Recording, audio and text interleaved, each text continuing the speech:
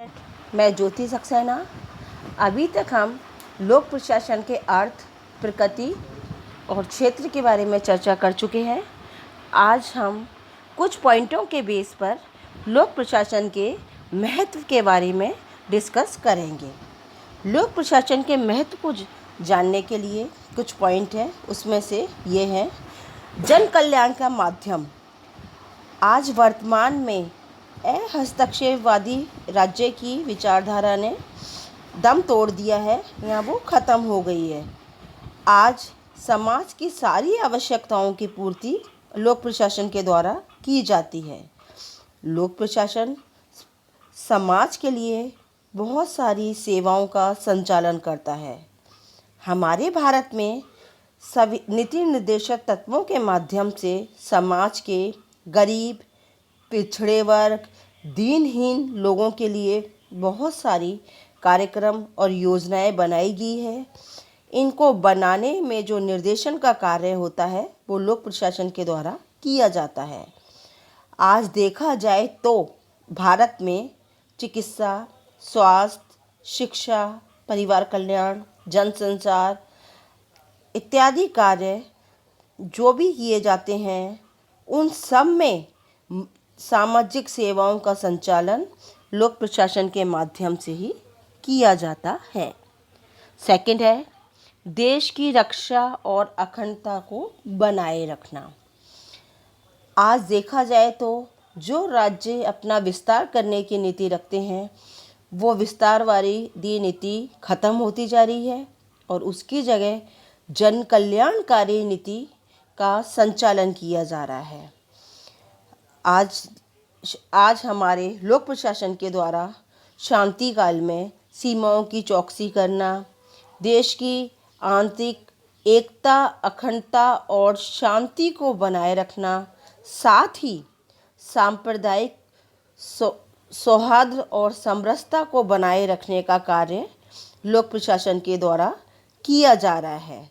इसीलिए James L peri ने कहा है कि सरकार को ऐसे काम सौंपे गए हैं जिन्हें या तो बाजार पूरा करने में असमर्थ है या जो निजी क्षेत्र के लिए उपयुक्त नहीं समझे गए थे। यानी आज का लोक प्रशासन सारे दायित्वों को निभाने में समर्थ है। थर्ड है प्रजातंत्र का रक्षक। प्रजातंत्र का अर्थ है जनता के लिए और जनता द्वारा शासन किया जाना। लेकिन वास्तव में प्रजातंत्र की व्यावहारिक रूप या उसकी व्यावहारिक क्रियान्विति केवल और केवल लोक प्रशासन के माध्यम से ही की जा सकती है। आज लोक प्रशासन के द्वारा मानवाधिकारों की क्रियान्विति करना, हर व्यक्तिगत शासन के कार्यों की सूचना पहुंचाना, निष्पक्ष चुनाव करवाना, जनता की शिकायतों को दूर करना और जनता की प्रशासन में सहभागिता निभाने में महत्वपूर्ण भूमिका रही है। लोकतंत्र मूल्यों में केवल चुनाव और जनता की सहभागिता ही नहीं, बल्कि समानता, न्याय और वितरण के सिद्धांत के साथ सारी प्रशासनिक शक्तियों का केंद्रीकरण भी किया जाना महत्वपूर्ण है। और ये सारे कार्य हमारे लोक प्रशासन के द्वारा बहुत ही प्रभावी तरीके से अदा किए जा रहे हैं। नेक्स्ट है सामाजिक परिवर्तन का माध्यम। पहले विकासशील जब समाज थे तो वहाँ अंधविश्वास, परंपराएं, कुरीतियाँ, बहुत सारी बीमारियाँ थी। लेकिन लोक प्रशासन ने सही तरीके से सामाजिक परिवर्तन के लिए शिक्षा, राजनीतिक चेतना, आर्थिक विकास, मीडिया, दबाव समूह के साथ मिलकर प्रयास किए हैं। आज लोक प्रशासन केवल सामाजिक परिवर्तन का माध्यम नहीं है, बल्कि सामाजिक नियंत्रण का भी माध्यम है। आज समाज में बहुत सारी सामाजिक कुरीतियां हैं, जैसे गरीबी, भुखमरी, बेरोजगारी, विधवा विवाह, छुआछूत, सती प्रथा आदि। इन सारी समस्याओं को दूर करने में सरकार द्वारा बहुत सारी नीतियाँ का नियोजन और सामाजिक विधान बनाए गए हैं।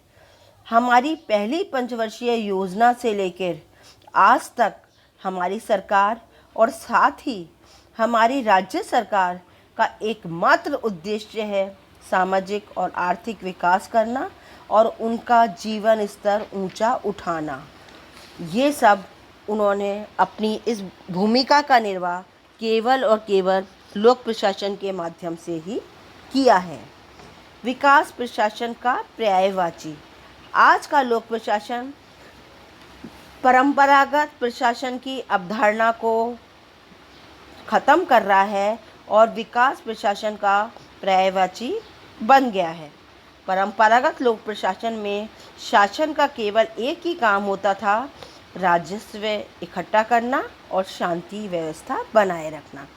लेकिन जैसे ही इसने विकास प्रशासन की अवधारणा की ओर जुड़ा तो हमारा लोक प्रशासन लक्ष्य उन्मुखी, परिणामों उन्मुखी, ग्राहक उन्मुखी और परिवर्तन उन्मुखी हो गया।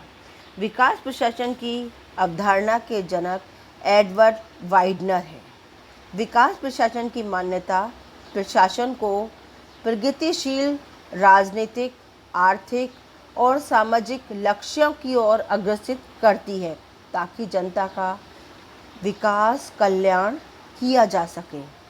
वहीं पूंजीवादी देशों में भी जो विकास की नीतियाँ लोक प्रशासन के द्वारा तैयार की जाती है, विकास के लक्ष्यों की प्राप्ति के लिए लोक प्रशासन के कर्मचारी और विशेषज्ञ अपनी प्रभावी भूमिका का निर्वाह करते हैं।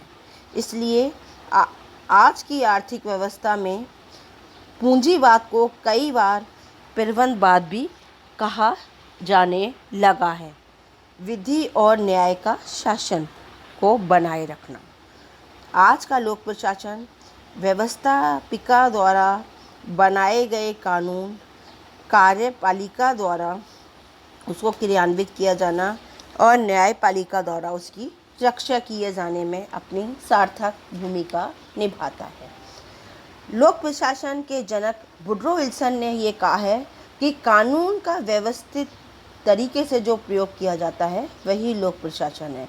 आज कानून से बढ़कर कुछ भी नहीं है।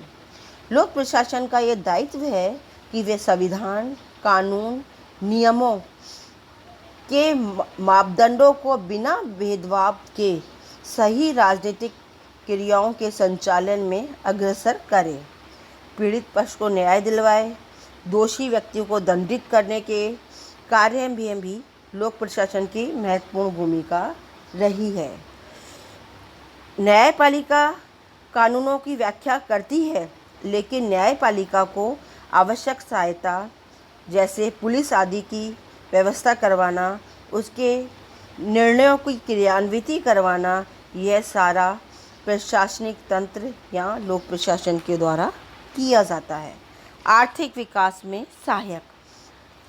आज का लोक प्रशासन आर्थिक विकास में सहायक है। लोक प्रशासन प्रत्येक नागरिक के लिए महत्व का विषय है, क्योंकि प्रशासन से कुछ निश्चित सेवाएं प्राप्त करता है तथा बदले में सरकार को टैक्स भी देता है। किस राष्ट्र के सामने एक महत्वपूर्ण चुनौती वित्तीय संसाधनों में वृद्धि करने की होती है। राष्ट्र अपने सारे संसाधनों के सही प्रयोग को निर्धारित करे, व्यापार में संतुलन बनाए रखे, राष्ट्रीय आय में वृद्धि करे, जीवन स्तर को ऊंचा बनाए, अपनी वाणिज्य और व्यापारिक गतिविधियों में नियंत्रण रखे। उसके इस कार्यों में लोक प्रशासन के द्वारा सहायता की जाती है। आजीविका का माध्यम। राज्य सबसे बड़ा नियोक्ता होता है, यानी कार्यशील जनसंख्या का एक बहुत बड़ा हिस्सा राजकीय सेवाओं में होता है। इसलिए आडवे टीड ने कहा है, लोक प्रशासन एक नैतिक काम है और प्रशासक इसके नैतिक अभिकर्ता है। लोक प्रशासन केवल जनता का कल्याण और विकास के कार्य ही नहीं करता, बल्कि लोगों को एक रोजगार की सुरक्षा देता है। यानी वो यहाँ रोजगार पाकर अपनी आजीविका को प्रभावी तरीके से चला सके। राज्य का व्यवहारिकवाद। वर्तमान में देखा जाए तो राज्य 4 चीज़ों से मिलकर बनता है: निश्चित भूभाग, जनसंख्या, संप्रभुता और शासन। इन चारों में शासन सबसे ज़्यादा महत्वपूर्ण है। शासन के कार्यों और कर्तव्यों को प्रभावी रूप देने के लिए लोक प्रशासन एक महत्वपूर्ण ज़रूरत है। इसीलिए अरस्तू ने ये कहा है, राज्य जीवन के लिए अस्तित्व में आया है और अच्छे जीवन के लिए उसका अस्तित्व बना हुआ है। आज देश में चाहे कैसे भी राष्ट्र हो, लेकिन सभी का एकमात्र उद्देश्य होता है जनता का कल्याण करना, उनको समय समय पर सुविधाएं उपलब्ध करवाना। और ये कार्य लोक प्रशासन के द्वारा बहुत ही प्रभावी तरीके से किया जाता है। नेक्स्ट है हमारी सभ्यता, संस्कृति और कला की रक्षा करना। लोक प्रशासन आज के शासन का केंद्र बिंदु ही नहीं, बल्कि हम सभी की आशाओं का हृदय स्थल भी है। विज्ञान, तकनीक और संचार के कारण हमारी सभ्यता का जो नया रूप हमें दिखाई दे रहा है, वो लोक प्रशासन ही उसका मुख्य कारण है। आज हर राष्ट्र की अपनी अलग अलग सांस्कृतिक विविधता और विरासत होती है।